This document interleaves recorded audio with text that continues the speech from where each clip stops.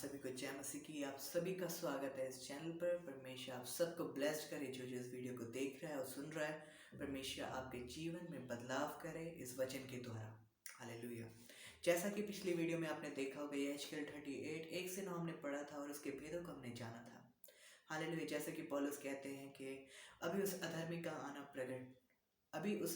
का आना बाकी है और वो तब प्रकट होगा जब कलीसिया इस धरती पर से उठा ली जाएगी। हालेलुया। हमने पढ़ा था कि कैसे गोग के नाम से परमेश्वर ने रिप्रेजेंट किया एंटी क्राइस्ट को। हालेलुया। तो आज हम उसी पार्ट को कंटिन्यू करेंगे और ये सेकंड पार्ट है उस यहेजकेल 38 का। और हम आज पढ़ना स्टार्ट करेंगे 14वें अध्याय से, यहेजकेल 38 वर्स 14 से। तो आप सभी का स्वागत है। आइए हम लोग एक साथ पढ़ेंगे और एक साथ इस भेदों को जानेंगे और ब्लेस्ड होंगे। हालेलुया। इस कारण है मनुष्य की संतान भविष्यवाणी करके गोग से कहे, परमेश्वर यहोवा यूं कहता है, जिस समय मेरी प्रजा इस्राएल निडर बसी रहेगी, क्या तुझे इसका समाचार ना मिलेगा? तू उत्तर दिशा के दूर दूर स्थानों से आएगा, तू और तेरे साथ बहुत सी जातियों के लोग, जो सब के सब घोड़ों पर चढ़े होंगे, अर्थात एक बड़ी भीड़ और बलवंत सेना। जैसे बादल भूमि पर छा जाता है, वैसे तू मेरी प्रजा इस्राएल के देश पर ऐसे चढ़ाई करेगा। इसलिए है गोग, अंत के दिनों में ऐसा ही होगा कि मैं तुझसे अपने देश पर इसलिए चढ़ाई करवाऊंगा कि जब मैं जातियों के देखते द्वारा अपने को पवित्र ठहराऊं, तब वह मुझे पहचान लेंगे। हालेलुया। तो यहाँ पे 14वें अध्याय में परमेश्वर भविष्यवाणी करके कहते हैं और परमेश्वर यहेजकेल से कहते हैं कि भविष्यवाणी कर और गोग से कहे, यानी मसीह विरोधी से, जिसका आना अभी बाकी है। परमेश्वर कहते हैं कि जिस समय मेरी प्रजा इस्राएल निडर बसी रहेगी, क्या तुझे इसका समाचार ना मिलेगा?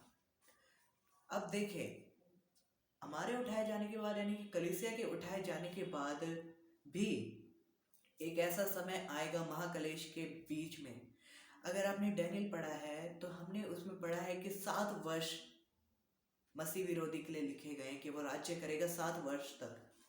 लेकिन वहां पे कुछ इस प्रकार लिखा है कि आधे ही सप्ताह बीतने पर वो अन्य बलि और अर्घ बलि को बंद करेगा और अपनी घृणित वस्तु को मंदिर में स्थापित करेगा।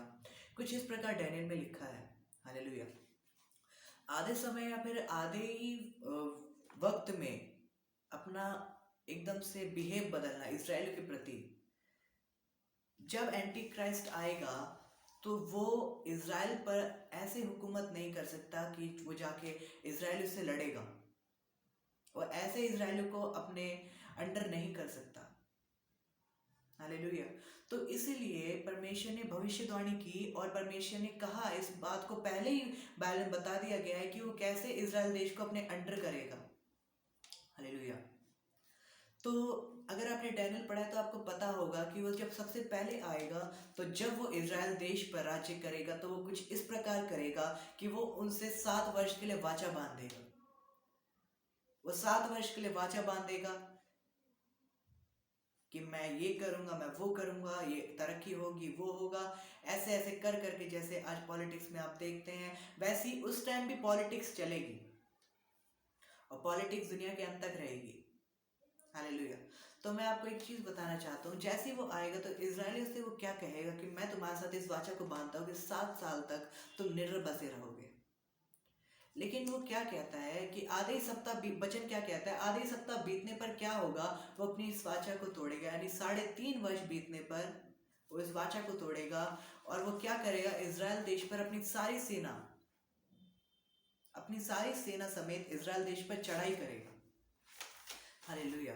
जैसा कि 15वें अध्याय में लिखा है, तू उत्तर दिशा के दूर दूर स्थानों से आएगा, तू और तेरे साथ बहुत सी जातियों के लोग, और सब के सब घोड़ों पर चढ़े हुए होंगे, अर्थात एक बड़ी भीड़ और बलवंत सेना। बलवंत सेना का मतलब बहुत ही बड़ी सेना और एक ताकतवर सेना, एक बहुत ताकतवर आर्मी। और ये क्या करेंगे, जैसे बादल भूमि पर छा जाता है, वैसे तू मेरी प्रजा इजराइल के देश पर चढ़ाई करेगा। इसलिए है गोग, अंत के दिनों में ऐसा ही होगा कि मैं तुझसे अपने देश पर इसलिए चढ़ाई करवाऊंगा कि जब मैं जातियों के देखते द्वारा अपने को पवित्र ठहराऊं, तब वह मुझे पहचान लेंगे। हालेलुया। परमेश्वर कह रहे सब मैं इसलिए कराऊंगा ताकि सब जातियां मेरे को जान जाए कि मैं ही इकलौता परमेश्वर यहोवा हूँ। हालेलुया। और तब वो मेरे को पहचानेंगे। हालेलुया। लेकिन उससे पहले परमेश्वर कह रहा है कि परमेश्वर एंटी क्राइस्ट से कह रहे हैं, है गोग, तू मेरी प्रजा इज़राइल को बादल के समान घेर लेगा। यानी कि परमेश्वर इज़राइल देश को, यरूशलेम को एंटी क्राइस्ट आके क्या कर लेगा, घेराबंदी करेगा और घेर लेगा उनको। हालेलुया। और ये बाइबल हमें ये बताती है, इस बाइबल हमें इस चीज़ के बारे में बताती है कि ये जो लड़ाई होगी एंटी क्राइस्ट और यरूशलेम के बीच की लड़ाई, जब वो इज़राइल के विरुद्ध आएगा उनसे लड़ने के लिए, तो बाइबल बताती है कि जैसा जब वो ये काम करेगा तो परमेश्वर की जलजलाहट उसी वक्त होएगी और परमेश्वर लड़ने को निकलेंगे। यह हिजकिय्याह में लिखा है। हालेलुया। इसके रिलेटिव में हम एक और वचन पढ़ेंगे, प्रकाशित वाक्य 16 उसका 13 से 16 में कुछ इस प्रकार लिखा, मैं आपके लिए पढ़ना चाहता हूँ। फिर मैंने उस बड़े अजगर के मुंह से और उस पशु के मुंह से और उस झूठे भविष्यवक्ता के मुंह से 3 अशुद्ध आत्माओं को मेंढकों के रूप में निकलते देखा। ये चिन्ह दिखाने वाली आत्माएं जो सारे संसार के राजाओं के पास निकलकर इसलिए जाती हैं कि उन्हें सर्वशक्तिमान परमेश्वर के उस बड़े दिन की लड़ाई के लिए इकट्ठा करें। हालेलुया। क्या कहता है वचन कि ये सारी वो आत्माएं हैं जो पूरे देश यानी पूरे विश्व के राजाओं को क्या करेंगी, इकट्ठा करेंगी। और किस चीज के लिए? परमेश्वर सर्वशक्तिमान की लड़ाई के लिए। और इस जगह का नाम भी लिखा है बाइबल में, प्रकाशित वाक्य में 16वें अध्याय में कुछ इस प्रकार लिखा है, और उन्होंने उनको उस जगह इकट्ठा किया जो इब्रानी में हर मगिद्दो कहलाता है। प्रकाशित वाक्य में लिखा है हर मगिद्दो, एक ऐसी जगह जहां पे सारे पृथ्वी भर के राजा इकट्ठा होंगे, सारी पृथ्वी भर की सेना इकट्ठा होंगी इज़राइल देश से लड़ने के लिए। हालेलुया। और 15वें अध्याय में क्या लिखा है, हम एक बार फिर पढ़ेंगे। देख, नहीं 14वें अध्याय में, ये चिन्ह दिखाने वाली आत्मा जो सारे संसार के राजाओं के पास निकलकर इसलिए जाती है कि उन्हें सर्वशक्तिमान परमेश्वर के उस बड़े दिन की लड़ाई के लिए क्या करें, इकट्ठा करें। हालेलुया। उस बड़े दिन की लड़ाई के लिए। अगर आपने पुराने नियम पढ़ा है तो आपको पता होगा कि परमेश्वर ने बार बार कहा है कि जो अंत के समय में जो अंत का दिन होगा उसको परमेश्वर ने कहा है यहोवा का दिन। हालेलुया। उस बड़े दिन के लिए, यानी उस बड़े दिन की लड़ाई के लिए सारे राजा इकट्ठा होंगे, चाहे वो इज़राइल देश के विरुद्ध हो। हालेलुया। बाइबल ऐसा बताती है। और उस दिन क्या होगा हम आगे पढ़ेंगे।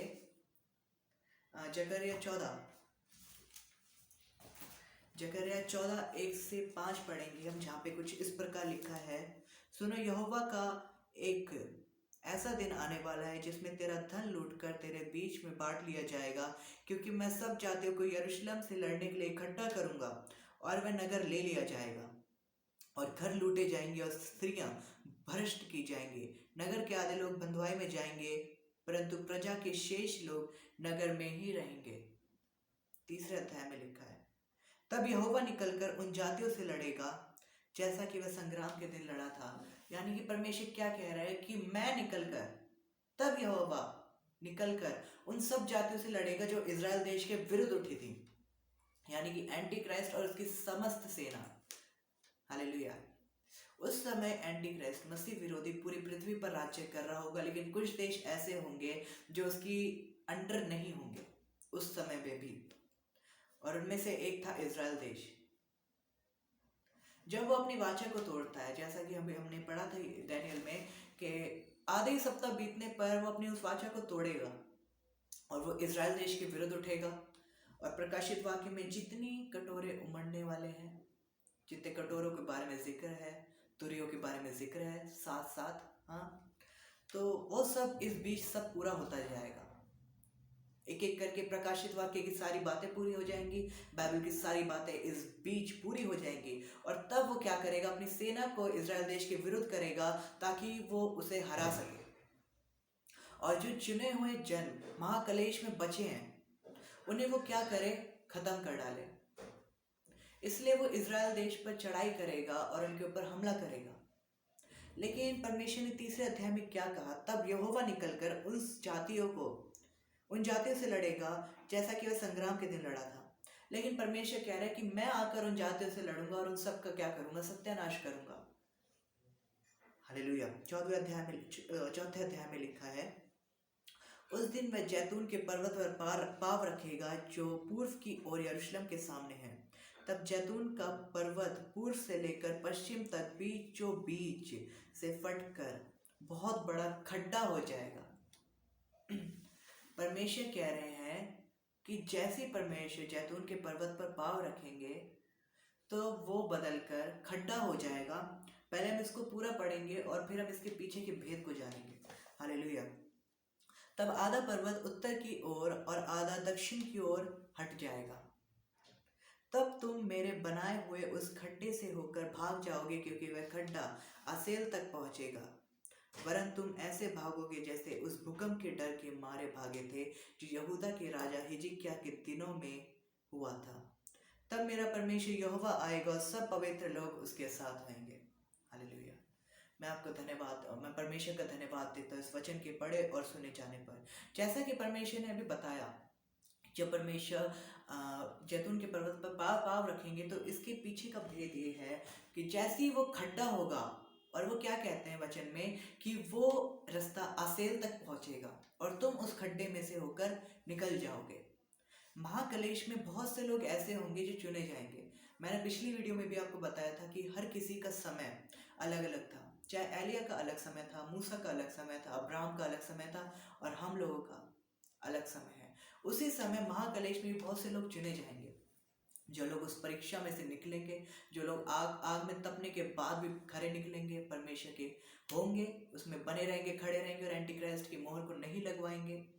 तो परमेश्वर कहता है जब परमेश्वर आएगा एंटी क्राइस्ट को और उसकी सारी सेना को नष्ट करने के लिए, तो वो खड्डा जो परमेश्वर ने बनाया वो एक दृष्टांत है, जिसका मतलब है परमेश्वर एक ऐसे रास्ते को बनाएगा जिसमें से होकर वो लोग, जो धर्मी लोग बचेंगे, वो निकलेंगे और आसेल तक यानी कि नए यरूशलेम तक पहुंचेंगे। हालेलुया। इसका मतलब परमेश्वर ने स्वर्ग तक पहुंचाएगा उस खड्डे में से होकर। हालेलुया। परमेश्वर उन लोगों को बचाएगा। वचन कहता है कि एक भी धर्मी इस पृथ्वी पर नहीं छूटेगा। हालेलुया। और जब ये सारी बातें पूरी हो जाएंगी तो परमेश्वर कहता है कि परमेश्वर अपनी समस्त सेना पृथ्वी पर आएगा। समस्त सेना को लेकर, अपने पवित्र लोगों को लेकर क्या आएगा? पृथ्वी पर आएगा। और जब परमेश्वर पृथ्वी पर आएंगे तो जो मैंने आपको शुरू में बताया था, हर्मागिदोन, जिसका मतलब होता है the Mount of Megiddo. Mount of Megiddo का, अगर आपने मगिद्दो के बारे में बाइबल पढ़ा है तो बाइबल में हर बार जब भी मगिद्दो का जिक्र हुआ है तो वहाँ पे या तो किसी की हार हुई है या तो किसी की जीत हुई है, लेकिन वहाँ पे युद्ध हुआ ही हुआ है। ये बाइबल में, इतिहास में सब प्रकार लिखा है। योशिया मगिद्दो में मारा गया। हालेलुया। यहोशू ने मगिद्दो में तानाक को मारा। हालेलुया। जितने युद्ध हुए वो मगिद्दो में हुए। हालेलुया। मगिद्दो को हम इसलिए जानते हैं कि वहाँ पे युद्ध हुए। ये एक दृष्टांत है। हालेलुया। तो हर्मागिदोन का मतलब होता है द माउंट ऑफ मगिद्दो या फिर द हिल ऑफ मगिद्दो, जहाँ पे शुरू से लड़ाई हुई एक ऐसी तरह। और आखिरी युद्ध होगा मगिद्दो में, जो कि आप हर्मागिदोन के नाम से प्रकाशित वाक्य में जिक्र है। हालेलुया। हम परमेश्वर का धन्यवाद देते हैं और जितने लोगों ने इस वीडियो को सुना है, देखा है, परमेश्वर आप सबको ब्लेस्ड करे। और मैं आप लोगों को एक नोटिस देना चाहता हूँ कि अगर आप हीलिंग चाहते हैं, अगर आप स्पिरिचुअल ग्रोथ चाहते हैं, तो आप हमारी ज़ूम मीटिंग को डेली ज्वाइन कर सकते हैं रात 8 बजे। और आपको नीचे डिस्क्रिप्शन में डिटेल मिल जाएगी, आपको नंबर दे दिया जाएगा डिस्क्रिप्शन में, आप उस पर व्हाट्सअप कर सकते हैं और हम आपको लिंक शेयर करेंगे, आप भी जुड़ सकते हैं। हालेलुया। मैं परमेश्वर का धन्यवाद देता हूँ हर चीज़ के लिए, इस वचन के लिए। आज के वचन के पढ़े और सुने जाने पर धन्यवाद हो। हालेलुया। परमेश्वर की महिमा और सभी को जय मसीह की।